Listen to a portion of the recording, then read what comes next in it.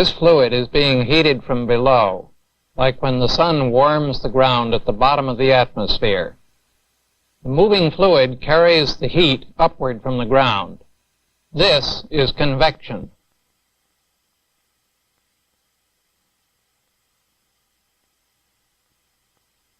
The rising heated air gives a characteristic appearance to the clouds we call convective clouds. Speeding things up by time-lapse photography helps in seeing the action whole. In studying these clouds, meteorologists are finding the notion of bubbles to be a fruitful way of tackling the problem. We can visualize the bubbles as having buoyancy related to its temperature, size, and so forth. We see the bubble only where moisture condenses in it to form cloud.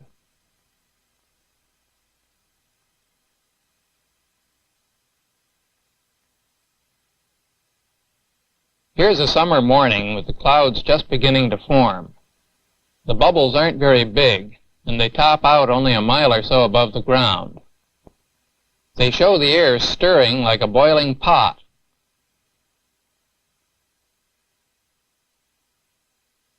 If the stirring subsides, the clouds disappear.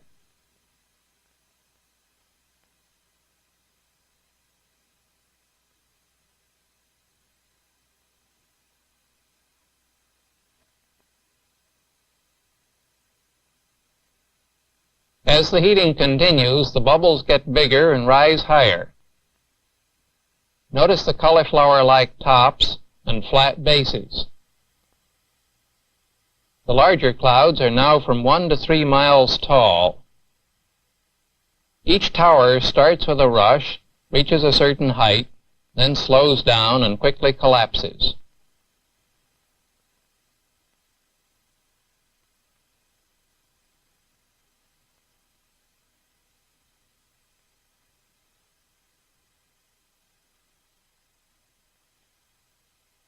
But if a large cloud grows beyond some critical size, a new factor appears, the thunderhead. Heavy rain falls, mostly in a concentrated column. With the rain comes a host of new developments. There's a tremendous increase in cloud growth. Adjacent towers swell and merge rapidly with the main cloud, making it broader as well as higher. This cloud may be as much as 10 miles high from top to bottom and 20 miles across. The top of such a cloud changes from cauliflower to fibrous and starts to spread out like an anvil.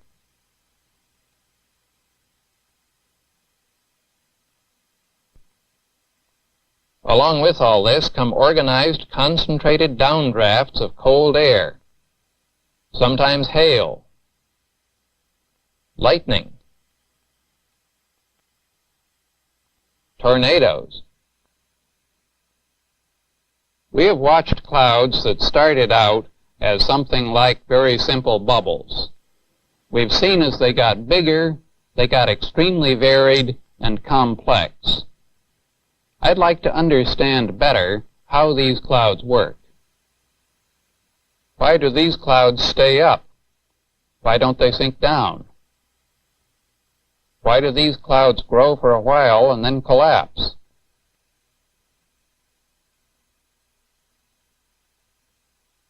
Why do the large clouds grow still larger while smaller clouds nearby are disappearing? If we can discover some order in the apparent chaos that we've been watching, we can say we have won some understanding. In searching for order, I'm going to do what Einstein called a mental experiment. I'm going to disregard nearly all the aspects of the scene and consider only those aspects that I guess to be important. I'm going to simplify to the point where I can describe its form completely and specify its behavior exactly in an ordered way. Then, if I can manipulate this model in such a way that its behavior resembles the real clouds we were watching, then I can say I understand these clouds better. I've already hinted at the aspect of them that I'm going to select first.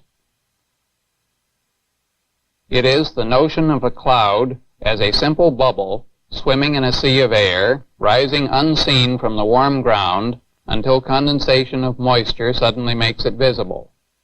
Even the moisture I can neglect at first. I choose for my mental experiment, then, a very simple universe, a sea of air, and a bubble also of air swimming in it.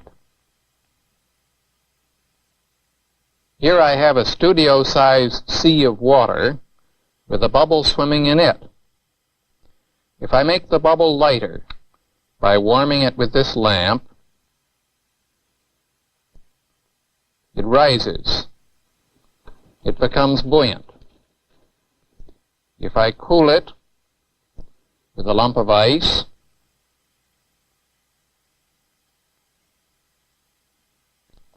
buoyancy becomes negative, and it sinks. In either event, what I'm concerned about is the density difference between the bubble and the fluid in which it swims.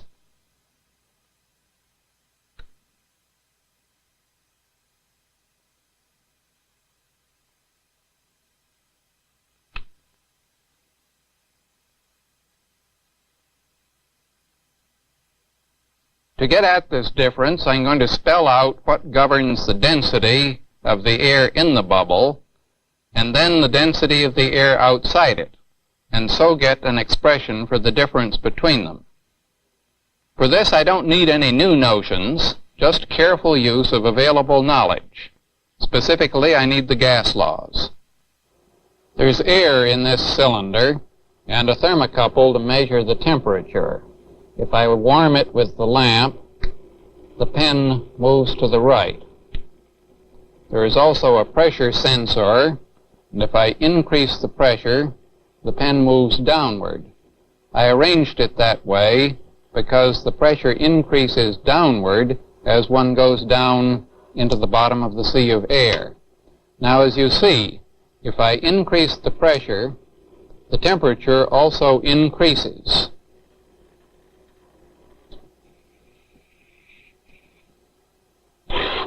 I did work in compressing the air, and the energy I added to it appeared as heat.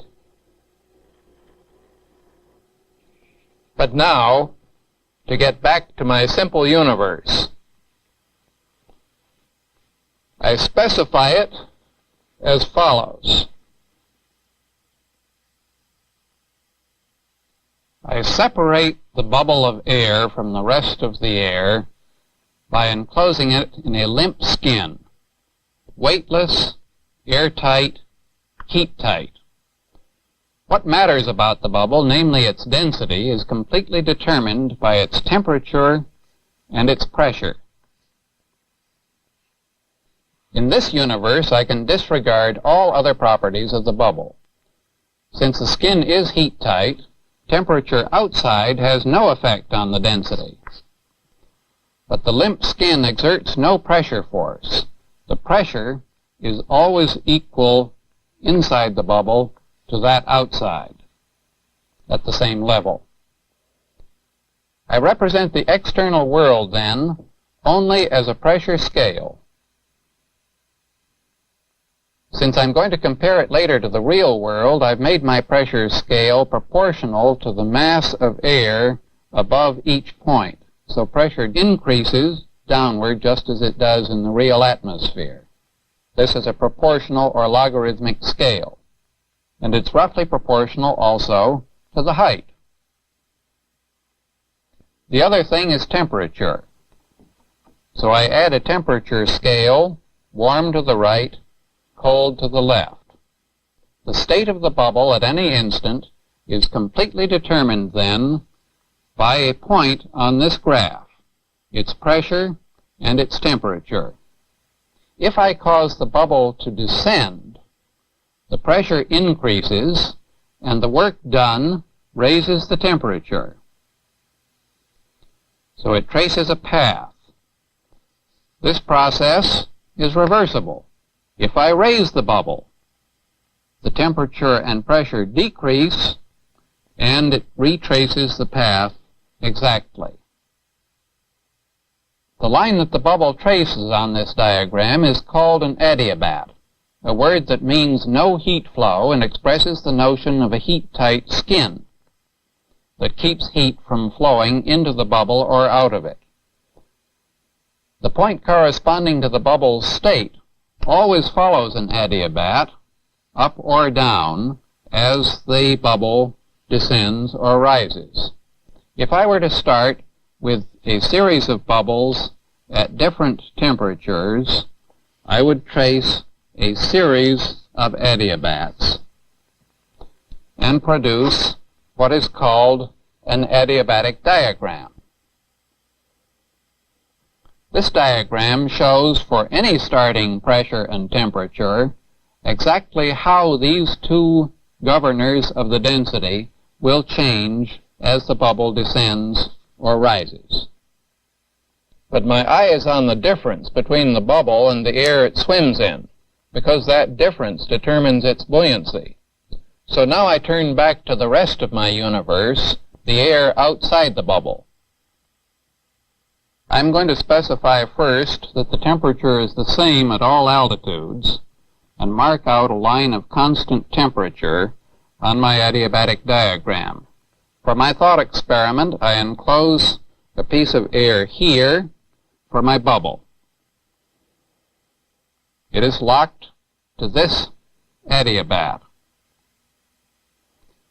If I raise it, it finds itself this much colder than the surrounding air at the same level, hence heavier. This is reversible. If I lower it, it is this much warmer than the surroundings.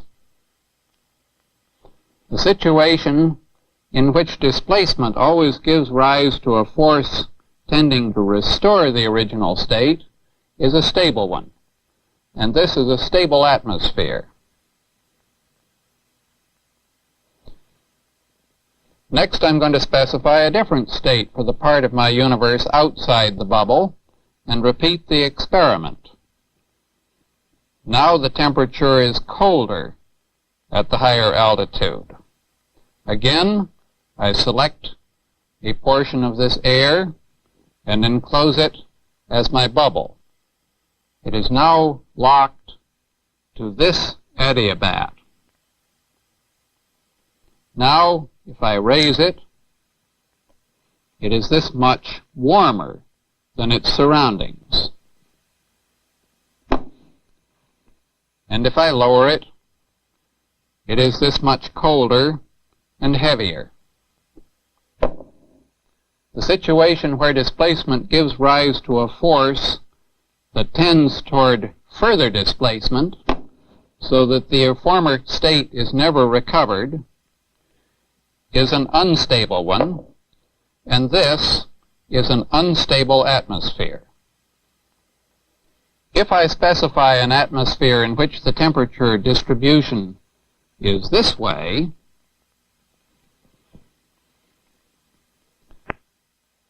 then wherever I place the ball,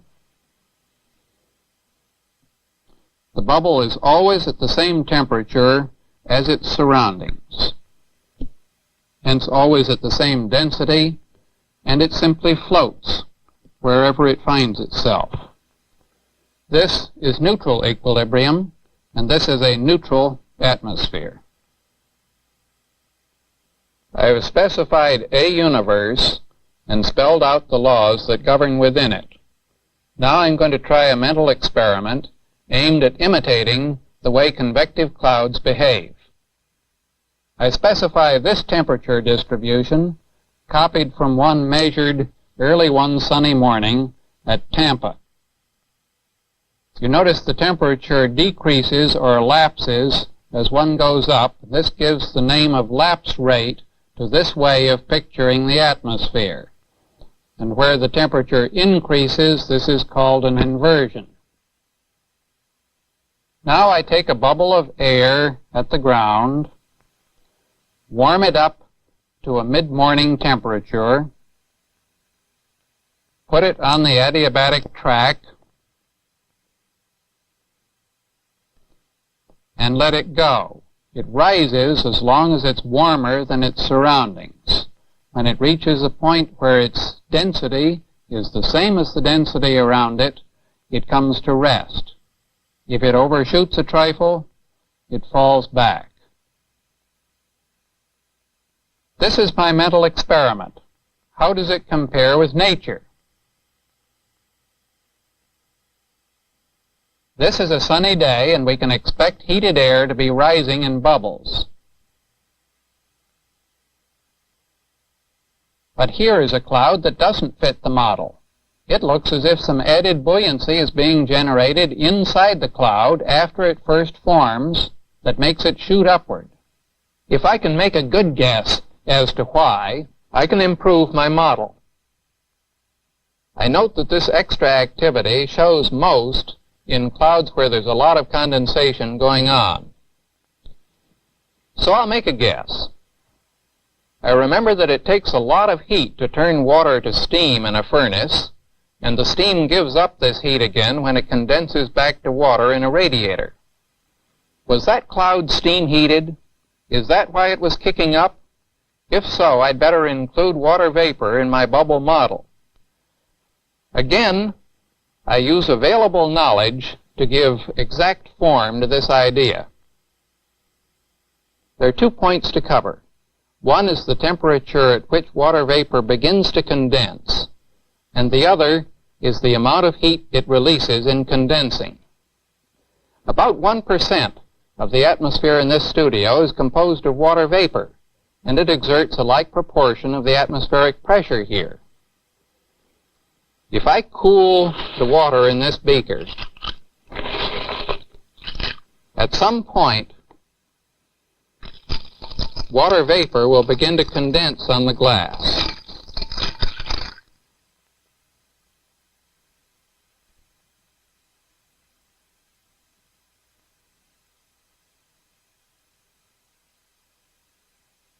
For every value of water vapor density in the atmosphere around, there is a particular value of this dew point temperature, and any further cooling causes more water to condense.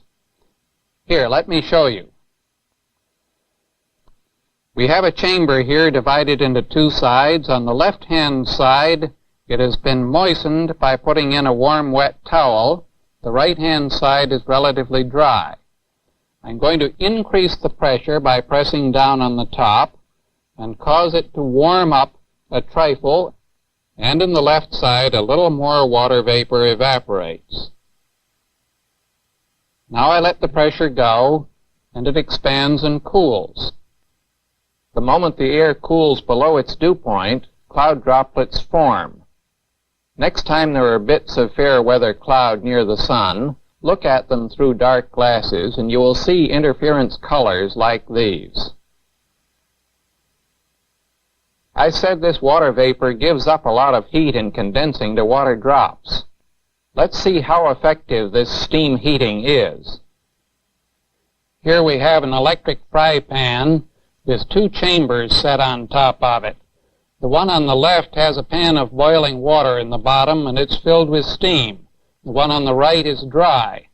The temperature in each of them is just the temperature of boiling water, 100 degrees centigrade. Now I'm going to put a lump of ice into each chamber.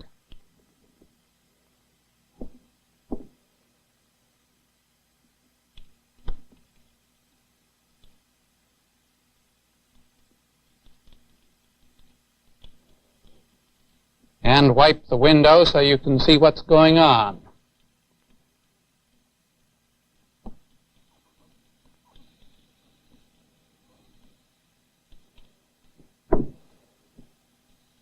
In the right-hand side, air is giving up 24 calories per gram as it cools from 100 degrees to 0. But on the left-hand side in the steam is giving up 580 calories per gram just condensing to water, and another 100 calories per gram cooling down to the temperature of the ice.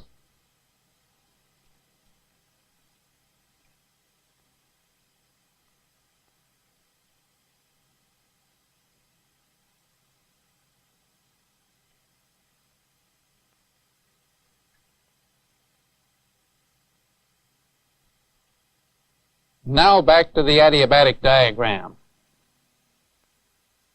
I take a bubble of air at point P, T, and spray some water into it. The heat to evaporate the water can't come through the heat-tight skin of the bubble, so it has to come from the air inside, and it cools. I keep adding water until it won't evaporate anymore, until it is saturated just like the air inside that cloud chamber. If I now cause the air to descend, nothing new happens. It follows an adiabatic curve just as before.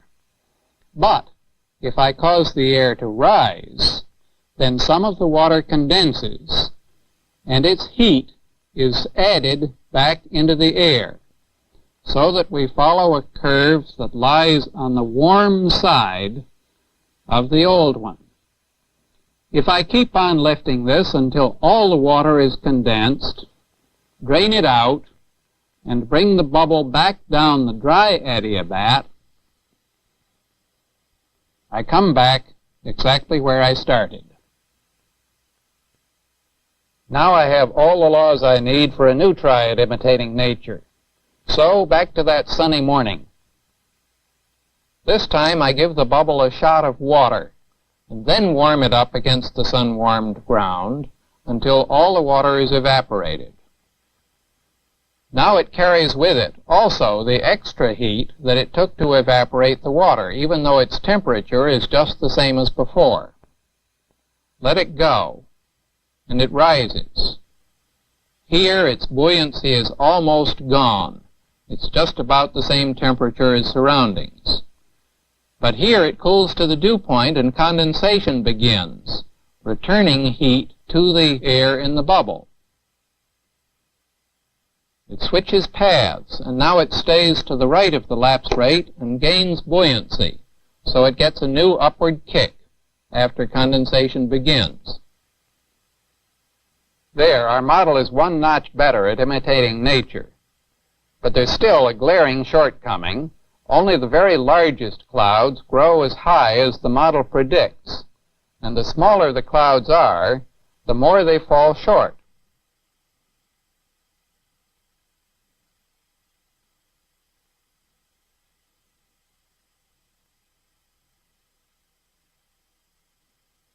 I have to make another guess, this time having to do with the size of a cloud, I think. Now, I know that small things have much more surface area in proportion to their insides than large things, and the real bubble obviously does not have an airtight skin. So what if I treat the surface skin of the bubble as a mixing region? Two deductions follow if the bubble picks up air from its surroundings and carries it along. There is drag and there is dilution. Now back to the water tank. I'm going to make some small bubbles with a high proportion of surface area to volume. And then make a larger bubble. Notice that drag holds back the small bubbles much more than it does the large one.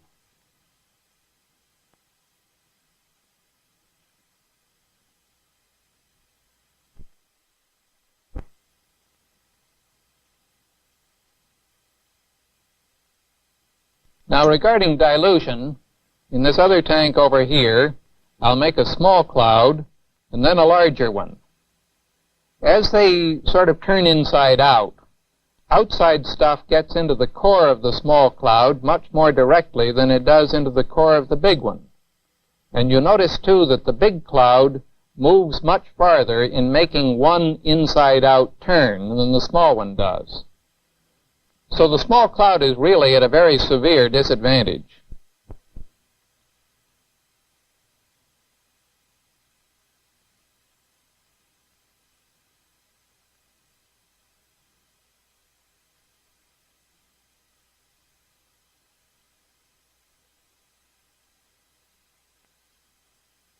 And so we have a model that really does a very decent job of predicting the growth of convective clouds. from a given lapse rate, computing stepwise the buoyant rise of the bubble as condensation of water takes place in it, as drag and mixing work on it. Researchers are following up other guesses as well. Guesses about rain, about shearing winds, about the effects of neighboring clouds on each other. And these studies are leading to a better understanding of the role of convective clouds in transporting heat in the atmosphere, in making its energy available to drive storms. And what we can understand, we will one day control.